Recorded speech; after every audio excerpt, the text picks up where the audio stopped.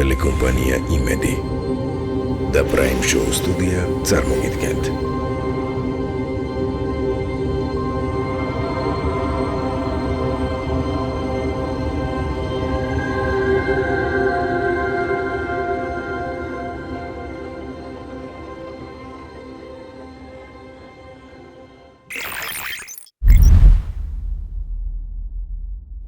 ზურა სალამი მიხარია რომ ჩემი ფორმატის სტუმარი ხარ. ძალიან დიდი მადლობა მოწვევისთვის. მე შენი გადაცემის ხშირი მაყურებელი ვარ სხვა შორის. საინტერესოდ წარმოგიდგენ ადამიანებს სხვადასხვა პროფესიის, რომლებზეც ბევრი რამე არ ვიცით ხშირ შემთხვევაში. ნახოთ შენ შემთხვევაში როგორ ამოგვია, მაგრამ მაინც დარწმუნებული ვარ რომ შენი ხილვა როგორც მინიმუმ მაყურებლისთვის ძალიან საინტერესო და სასიამოვნო. მადლობა მოწვევისთვის. ზურა, მოდი ამ გადაცემას ერთადერთი ესეთი ტრადიციული კითხვა აქვს, აქედან დავიწყოთ და მე ექსპრომტად მივყვეთ ვინ არის ზურა ხაჩიძე. რა ვიცი, ზურა ხაჩიძე არის ერთი ბედნიერი კაცი, რომელიც დაიბადა საქართველოში, რომელსაც ხვდა წილად ის რაც ხვდა, ანუ ის გავლილი გზა, რომელიც აქამდე გავიარე და მიყვარს ყველა, მიყვარს ადამიანები, მიყვარს სიცოცხლე და მადლობა უფალს ამისთვის. მე არ ვიცოდი რომ საკმაოდ რთული გზა გაქვს განვლილი ბავშვობაში. ნამდვილად. მაშინ, როდესაც მამას თითქმის ვერ ნახულობდი თავისი პროფესიიდან გამომდინარე, ხო? და დედა სხვა ქალაქში ცხოვრობდა. 8 თვის ვიყავი, როცა დედა და მამა გაშორდნენ და ბებიამ და ბაბუამ გამზარდეს. და შესაბამისად, სანამ სადღაც 12-13 წლის ასაკამდე მამამ ძღოლი იყო, სულ დადიოდა და სულ მოგზაურობდა უпроსტორად სხვადასხვა ქვეყნებში, ქალაქებში და ხშირად ვერ ვნახულობდი. ან რომ მოდიოდა, ღამე მოდიოდა და დილით ისევ მიდიოდა. დედა სხვა ქალაქში ცხოვრობდა და არ ვიცნობდი.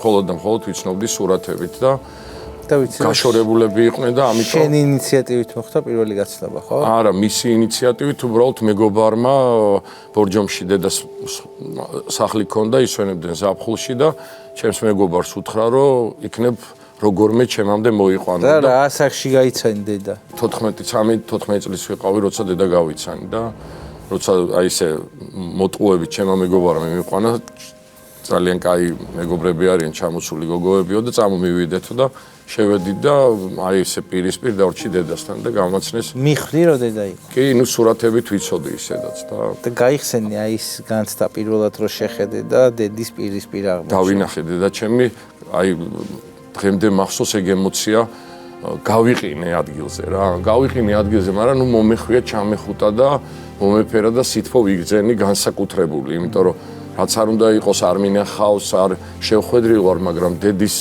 ალერსი აი კონკრეტულ ამ მომენტში ძალიან დიდი სითბო გადმოიღვარა მისგან ჩემში და აქედან დაიწყო ურთიერთობა. კი, რა თქმა უნდა.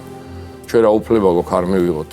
მივიღე, ძალიან ბედნიერი ვიყავი, სხვა შორის ყველა. ანუ არ ქონდა შინაგანი პროტესტი, რომ ეს წლები ეს სითბო სად იყო? კი, მაგრამ იმდენად ეთყობა მონატრებული ვიყავი დედის სითბოს, რაც არ უნდა ძვირფასი იყოს შენთვის ბებია და ბაბუა და სადაც 13-12 წლამდე ბებიასთან და ბაბუასთან მეძინა შუაში. წარმოიდგინე, მიუხედავად ამისა, მაინც ჩვენ მამაკაცები, მაინც დედის სუნი აგვდის რა, მე ეგრე მგონია და მივიღე და უბრალოდ ძალიან გამიჭირდა თავიდან ამ ურთიერთობების დაალაგება და თქვენობით ვესაუბრებოდი. წლების მანძილზე მიჭირდა გადაალოხა. მე სახელით შევაპარე მე, როგორც იქნა, რომ გავიდა ცოტა დრო და უკვე ინტენსიური ურთიერთობა გქონდა, დედას დაუძახე და რა ასაკში დაუძახე?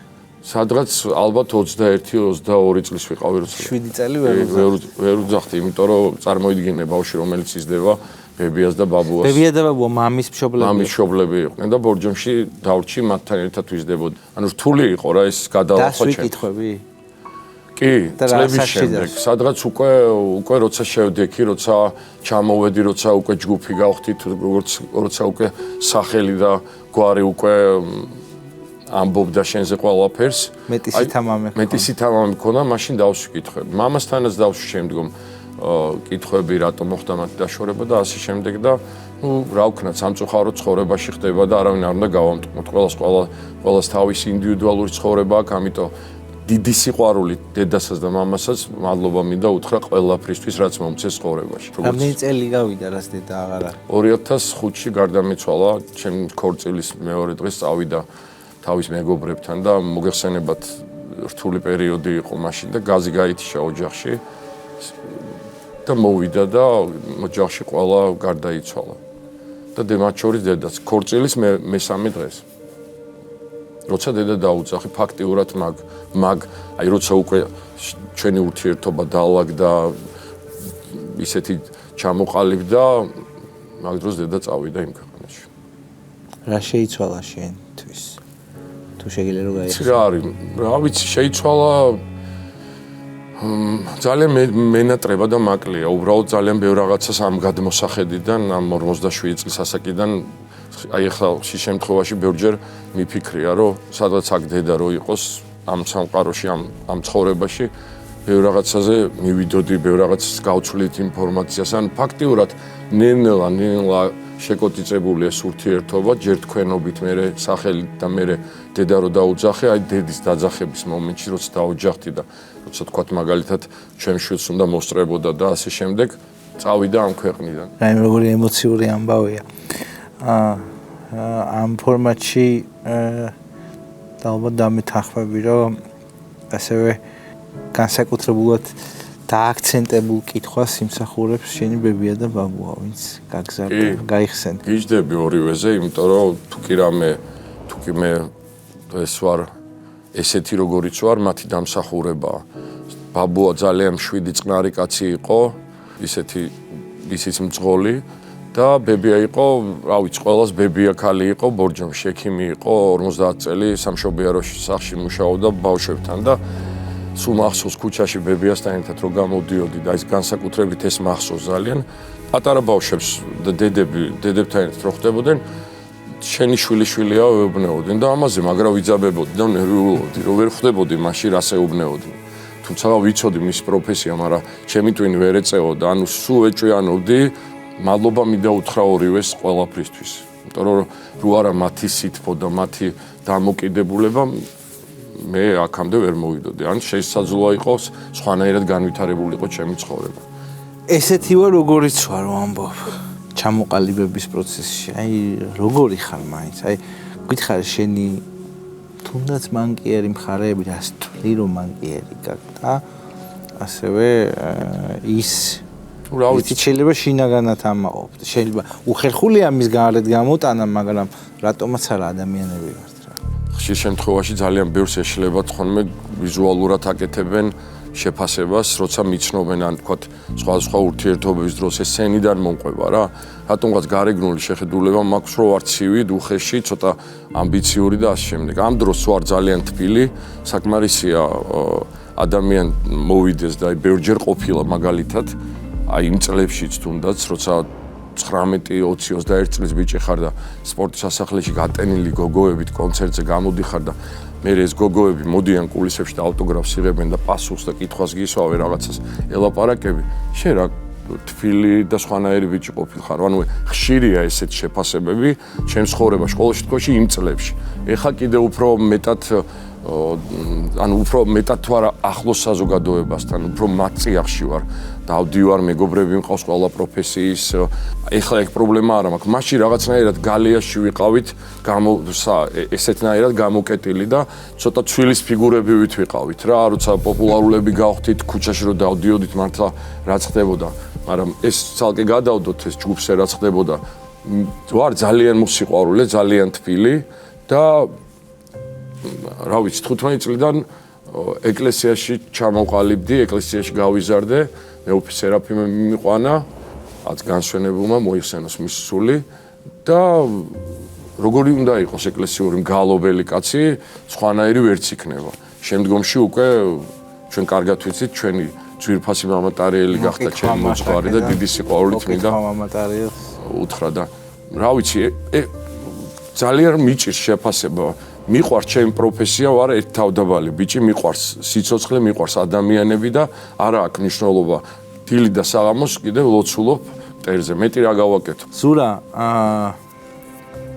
აი ამ პრიზმიდან რო გადახედო ეხლა, იმ გზას რაც გამოვლილი გაქვს ყველაზე მეტად სად გაგიჭირდა სირთულეები ბევრი იყო ცხოვრებაში განსაკუთრებით 2007 წელს გავიხსენებ, როცა მე პირველ პრობლემას როცა დავიტაკე. მანამდე იყო ეხა ჯგუფის ცხოვრებაშიც შიმშილიც იყო, გაჭირვებაც იყო, ბინის გირას ვერ ვიხდით, კიდე სხვა პრობლემები, მაგას რაღაცნაირად მუშაობის პროცესში და გადალახვადი პრობლემები იყო. უბრალოდ ყველაზე მეტად რამაც დამარტყა ეს იყო 2007 წლის 3 ნოემბერს მიტინგზე გამოსვლის შემდეგ. აბსოლუტურად რადიკალურად შეიცვალა ჩემი ცხოვრება. დღეში ხო?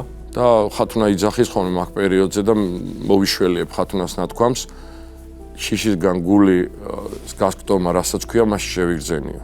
ანუ როგორც მთელი საქართველო მაშინ რაღაც ჩვენი პროტესტი ჰქონდა, ბევრი უსამართლობები ხდებოდა და აღმოჩნდი ამ მიტინგზე წავედი რა, ნოემბრის მიტინგები იწყებოდა და 7 ნოემბრამდე მისულები არ ვიყავით. ერთ-ერთ მისვლაზე ლოკომოტივის სტადიონზე ტარდებოდა ნატოს მხარდამჭერი კონცერტი. და აქეთ ტარდებოდა მიტინგი და რო დამინახა ერთ-ერთმა წამყვანმა პოლიტიკოსმა, ეხლა აღარ არის აქტიურ პოლიტიკაში ეს კაცი, დაგვინახა თუ არა მე და პაატა ვიყავით მისულები ჩემი ჯგუფის წევრი, აი ქუჩის ბიჭებმა იქ უარი თქვესო იმ კონცერტზეო და ჩვენთან მოვიდნენ და სცენაზე ისე აღმოჩნდი, რომ ჩემ სიცოცხლეში არაზრუს არ მიფიქრია პოლიტიკასთან, რაიმე კავშირი მქონოდა, ან გაკარება მქონოდა, ან რაღაც.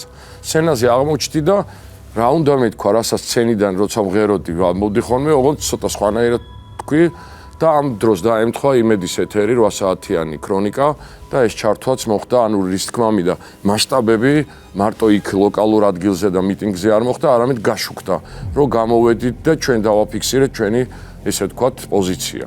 ჩამოვედით თუ არა სცენიდან ტელეფონზე იმდენი ზარი შემოდიოდა და ისეთ სამსახურებიდან მირეკავდნენ, რომ ამას ხა უბრალოდ გონია, რომ წლები გავიდა და ზედმეტადაც მიმაჩნია მაღაზია ლაპარაკი, მათ შორის სპეცსამსახურებიდან.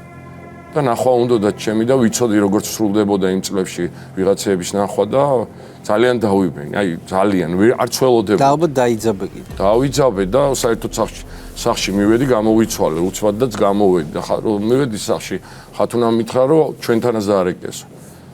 და ჩემი ძმა იკითხეს სად არის და სხვა კითხვები და ამ დროს მე არ ვიცი კიდე ხათუნამ დამიმალა ეს ინფორმაცია, ბორჯომში მამაჩემთან მივიდი. დაიჭირეს.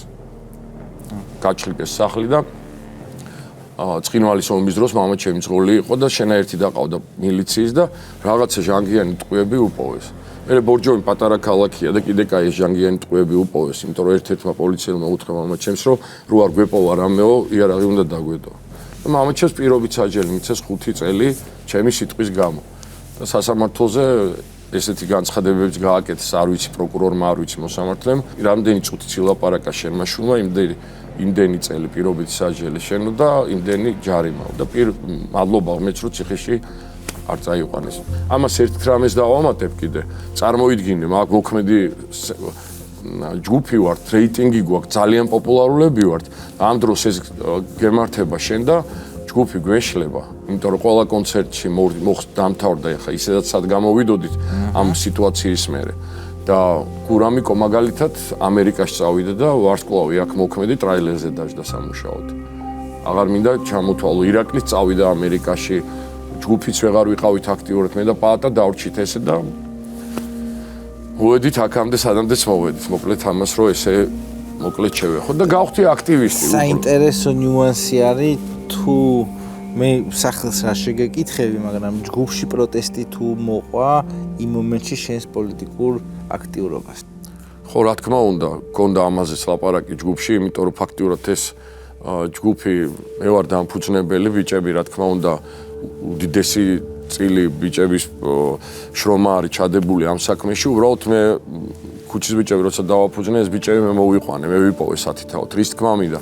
მაინც ყველა მე მენდობოდა და იმ წლებში განსაკუთრებით ყოველთვის რაღაცა იმ ლიდერობას, ეს ლიდერი სულაც არ არის. თუმცა მაინც ალბათ სადღაც მოისმინე, ხო, რომ რა საჭირო იყო. რომ ფაქტიურად დაუღუპე ჯგუფი რა და ფაქტიურად 2011 წლამდე, ანუ ვერ გამოდიოდით კორპორატიულებზეც ვერ გამოდიოდით. სადმე რომ მივიდოდით, მეორე დღეს მიდიოდა ან საგადასახადო, ან რაღაც და ეუბნეოდნენ, რომ ამათ თუ დაუძახებთ დახურავთ ან რაღაცა ესეთი ისტორიებიც მსმენია და ნუ ძირითადად მაინც ძალიან შინაური წრე გვიძახდა და მაშინ კიდე მივეჩვიე სასმელს ძალიან იმიტომ რომ ძალიან ტკიოდა და არ ვიცოდი კი აი იმ პერიოდში და აი იმ დროს ხშირად ვიყავი ხოლმე რესტორნებში და რა დავაფიქსირე საკუთარ თავში რომ სცენაზე რო ავიდოდი თქვა როცა ვქეიფობთ მე და ჩემი მეგობრები და ვიწყებდი სიმღერას ჩამოსვა აღარ მინდოდა ისე მენატრებოდა სცენა აი ბარე მოუყვეთ მოდი ისტორია რახან ახსენე როგორ შეიქმნა ქუჩის ბიჭები 1994 წელს როცა მართლა ჩვეულებრივი ქუჩის ბიჭი ვიყავი რთული წლები იყო ეს 90-იანები და ძალიან რთული ბავშვობა გქონდა და რაღაცნაირად ბევრისგან გამიგია ბოლო პერიოდში ძალიან რთული დაღი დაგვასვა 90-იანელ ბავშვებს შემდგომში განვითარებისთვის თუმცა რის თქმა მინდა რომ ქუჩაში ვიზრდებოდი რთული იყო ბორჯომში სხვანაირად გეცხოვრო ანუ სწავლა დიდათ ხარ არ ვანგრევდი, თუმცა სკოლაში დავდიო და სახლის გვერდზე იყო სკოლა, სულ იყო ბირჟა იქ და ჩანთითაც ვერ გადავდიოდი სკოლაში. თუ რაღაცა ეხავ და მოკლედ ქუჩას რო აყვები, ეს იყო და ეს. შემდგომში მე უკვე არ ვიცი რა მოხდა, ერთვენიერ დღეს სახლში უყურებ ტელევიზორს და ხუთხმიანი ჯგუფი გამოდის, ის შემადგენლობა არა რომელიც ეხლა არაერთხელ მაგ სახე. ვინახართ ბიჭებს სიმღერა გქონდა და მახსოვს ვინახართ ბიჭებს სახე და აი ამ მანას დაჯილდოებაზე ნინო სუგულაძესთან ერთად ღერიან სიმღერას ისე მომეწონა და ისე რაღაცნაირად რომ გადავწყვიტე რომ ჯგუფი უნდა ჩამომეყალიბებინა აი ესე გავიღვიძე დილით ჩემ ორწმაკაც უთხარი სხვა შემადგენლობას და ვაკეთებთ ჯგუფს მეთქი რა დავარქვათ და სუქუჩაში ვიდექი და მაშინ ძალიან დასავლეთში ამერიკაში განსაკუთრებით street რაღაცა სულ იყო ეგეთი ჯგუფები Backstreet Boys არ იყო მაგ დროს 94 წელს გონი არ იყო შექმნილი Boyz II Men ძალიან დიდი გავლენა მოხდა ჩემზე საერთოდ შემდგომში უკვე ჯგუფი რო ჩამოაყალიბე და დავარქვი ჯგუფი ქუჩის ბიჭები და ესე სახე იცვალა მე ეს ბიჭები ძველი შემადგენლობა ვისთან ერთადაც დავაფუძნე ერთ-ერთი გარდაცვლილია დიტო მოიხსენოს უფალმა მეორე ლევან ციცქალაძე ისინი წავიდნენ ჯგუფიდან და აი Boyz II Men-ის კასეტა ერთ-ერთ ჩამოყვანას დედამ წამიყვანა ტანსაცმელების საყიდლად ბაზრობაზე მაშინ ესე სად იყო მაღაზიები და იქ კასეტა ზე წავიკითხე Boyz II Men-ი. სახელი მომეწონა ძალიან. ვიყიდე ეს კასეტა და წავიღე ბორჯომში. რომ მოусმინე, აი ესეთი ჯგუფის გაკეთება მინდოდა. და ნენელა დავიწყე ჯერ პაატას ნახე, პაატა მღეროდა უკვე ბორჯომში მაშინ და პაატა მერე გურამი, პაატა ჯაში წაიყვანეს და პირველი ხმა რო დამაკდა გურამი მოვიყვანით კავენში მღეროდა.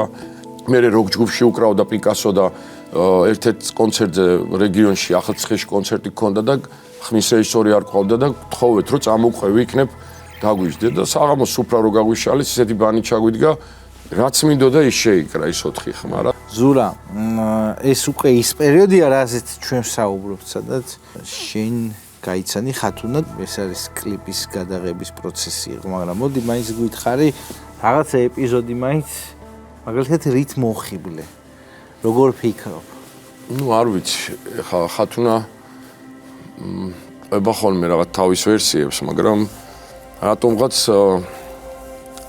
ამ ჩემმა გავლილმა ცხოვრებამ და მეგობრებმაც, საერთოდ გარემომაც, რაღაცა ურთიერთობებმაც სულ დიდებთან მეგობრობდი, ის თქვა მინდა, მეგობრებიც, მაკაცებიც დიდები მყავდა, ბევრ რაღაცას სწავლობდი მათგან, მათთან კომფორტულად გრძნობდი თავს, მეგობრებიც ანუ არ ვიცი, ხათუნა როგორც ამბობს, თავის ასაკთან შედარებით გაცილებით ბევრი რამე ღირებული ვიპოვე მასშიო, არ ვიცი, აი ესე მე ამბობს ხოლმე რაღაცა ის სუფრაზთან, რაღაცა ისე ხშირად არ ლაპარაკობს მაგაზე, მაგრამ ბევრი რამე აღმოვაჩინე შენში, რომელიც კაცში მიყვარს და მომწონდაო, აი ესე მითხრა.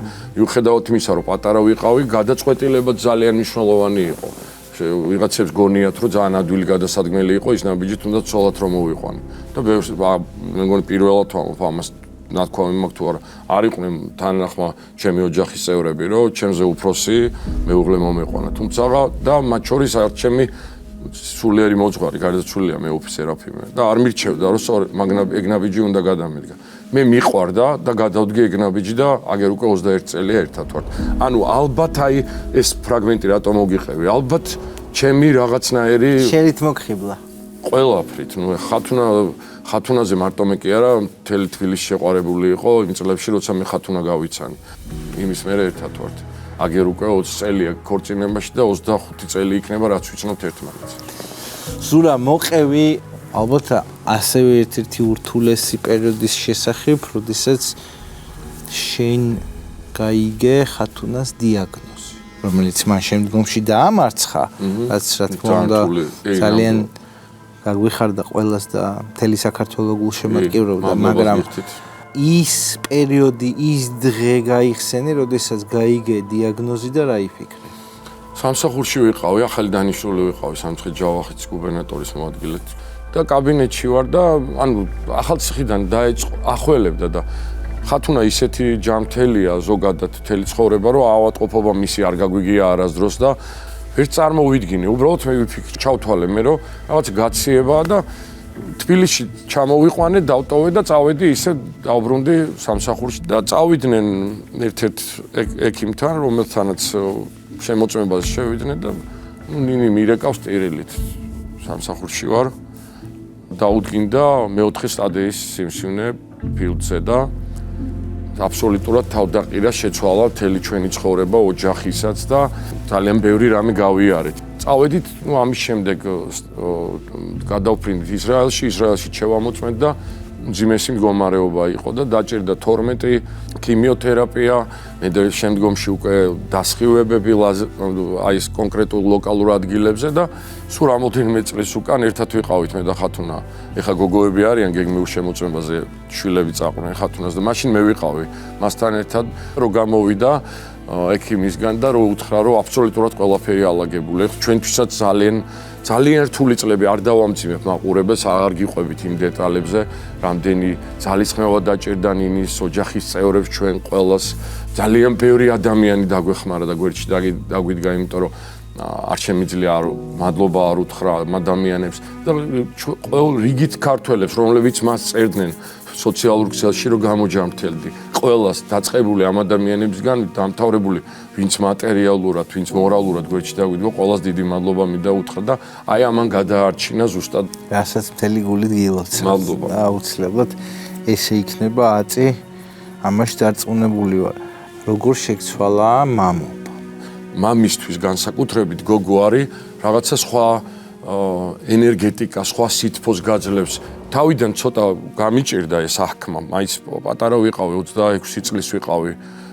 ესე როგორ თქვა, ეს დიდი პასუხისგებლობით, რა თქმა უნდა, როგორ ვერ მივიღე შვილი, რაზეა ლაპარაკი, მაგრამ აი წლების მანძილზე, აი შენს თვალწინ რო იზრდება ეს ადამიანი, ეს შენი შვილია, შენს ხასიათებს ატყობ, შენს რაღაცა გამოხედვას ატყობ, შენს მიმართ ესეთ ნდობას ატყობ და შენთან რაღაცნაირად დაცულად გრძნობს თავს, ეს გიძლიერებს მამას, ამ შემთხვევაში მშობელს და გზრდის და გაყალიბებს ერთგვარ რაღაცა ის მამაკაცად სხვა ასაკში შედიხარ, სხვა პასუხისგებლობები თუ დგები ცხოვრებას და სხვანაირად უყურებ ცხოვრებას.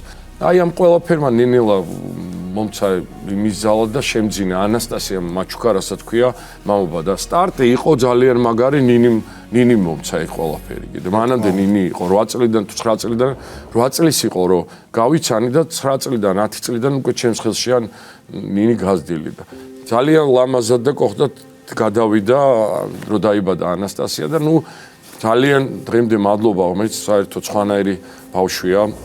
არ უყვარს შოუ ბიზნესი და ეკრანზე გამოჩენა და ასე შემდეგ და არც სურათს არ მაღებინებს, თუმცა მადლობა ღმერთს სწავლობს ძალიან მჭიერი გოგოა, თავის ცხოვრებას თვითონ გეგმავს.